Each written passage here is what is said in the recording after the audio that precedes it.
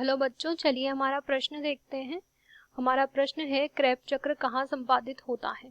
इस प्रश्न की अगर बात की जाए तो सबसे पहले यहाँ देखते हैं मुख्य अवधारणा को। मुख्य अवधारणा के अंतर्गत कहा जा सकता है कि सामान्य रूप से जो है श्वसन की जो क्रिया संपन्न होती है कोशिका के अंतर्गत, उसमें जो ऑक्सीश्वसन की क्रिया होती है, उस ऑक्सीश्वसन की क्रिया के अंतर्गत जो है विभिन्न प्रकार के पद व क्रियाएं अलग से संपन्न होते हैं। इन चक्रों के या इन पदों की अगर हम बात करें तो इसमें एक मुख्य पद होता है जिसे हम क्रेब्स चक्र के नाम से जानते हैं। अगर क्रेब्स चक्र की बात की जाए तो इसके अंतर्गत कहा जा सकता है कि सर्वाधिक मात्रा में जो श्वसन की ऊर्जा में योगदान होता है वह सर्वाधिक ऊर्जा जो है क्रेब्स चक्र के अंतर्गत ही निर्मित होती है। तो क्रेब्स चक्र के अंतर्गत यहाँ पर जो है सर्वाधिक मात्रा में ऊर्जा प्राप्त होती है। इस अंतर्गत उत्पाद की अगर बात करें तो यहाँ 2 एटीपी के अणु प्राप्त होते हैं। इसके अतिरिक्त 6 NADPH2 के अणु यहाँ पर प्राप्त होते हैं।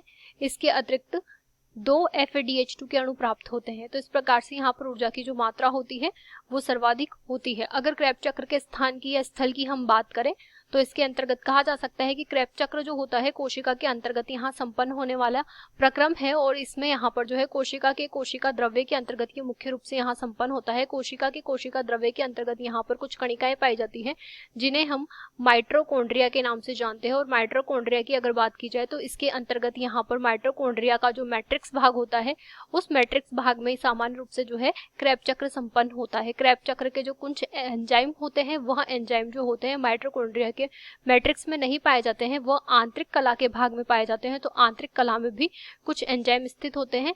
तो इस प्रकार से हम कह सकते हैं कि क्रेब्स चक्र जो होता है कोशिका द्रव्य के माइटोकॉन्ड्रिया में संपादित होता है। आशा करते हैं आपको प्रश्न समझ आया होगा। धन्यवाद।